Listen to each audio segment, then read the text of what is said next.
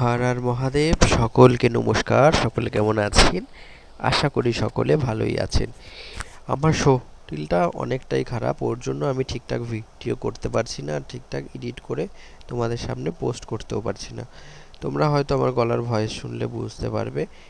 এটা সেদিনকে রান্না ছিল ডাল আর শাক দিয়ে।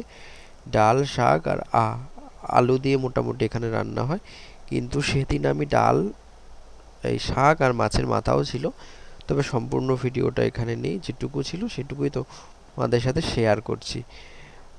সবাই কে কোথা থেকে ভিডিও দেখছো, কার কেমন লাগছে ভিডিও দেখতে, অবশ্যই আমাকে কমেন্টের মাধ্যমে জানাবে।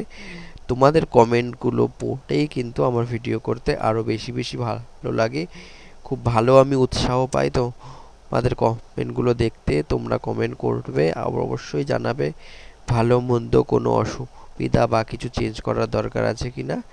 আজকের মতো এটুকুই দেখাচ্ছি। হর হর মহাদেব।